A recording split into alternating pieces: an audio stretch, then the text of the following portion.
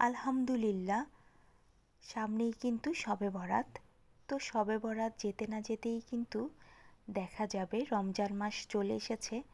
আর রমজান মাসের কাজগুলো কিন্তু আগে থেকে যদি আমরা গুছিয়ে রাখি তাহলে কিন্তু আমাদের অনেক কাজ এগিয়ে থাকে আর আমরা তখন রিল্যাক্সে থাকতে পারি।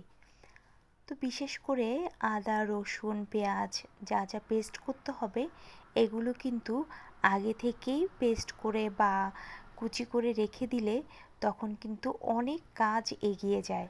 তো এই যে আদা রসুন বেশি করে নিয়ে এসেছি, তো আজকে সব কিছু কেটে রেখে দিব, তারপরে আস্তে আস্তে সব কিছু পেস্ট করে নিব। তো এদিকে সব কাজগুলো আমি একটু গুছিয়ে নিচ্ছিলাম। এখানে এনেছিল নারকেলের এই কুকিজটা, এটা কিন্তু আমার খুব ভালো লাগে খেতে। এটা প্রায় সময়ই আমার বাসায় আনা হয়। তো এখানে দেখতে পাচ্ছেন কাঁচা পরোটা। কাঁচা পরোটাও আমরা প্রায় সময় আনি যখন রুটিটা সব খেতে খেতে আর ভালো লাগে না, তখন মাঝে মাঝে অন্য খাবার খেলে কিন্তু খুব ভালো লাগে। তো আমার এই কাঁচা পরোটাটা যখন ভাজি তখন কিন্তু খুব সহজে ফুলকো ফুলকো হয়ে ফুলে ওঠে, আর সাথে একটু চা হলে আর কিছুই লাগে না।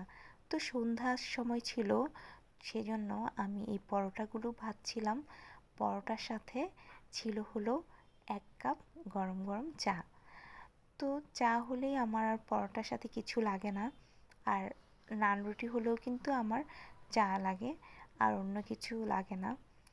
তো এদিকে পরোটাগুলো ভেজে নিচ্ছিলাম আর ভাবছিলাম যে নেক্সট দিন কি রান্না করব। আমাদের মেয়েদের আসলে এই একটার পরে একটা চিন্তা কিন্তু থাকেই। তো এদিকে আমি চাও বসিয়ে দিলাম আর মিল্ক দিয়েছিলাম আমার হাজবেন্ডকে, আর আমি চা খাবো। চা ছাড়া আমার একদম চলেই না। তো আপনারা সবাই কমেন্ট করে জানাবেন আমার এই ব্লগটা কেমন লেগেছে।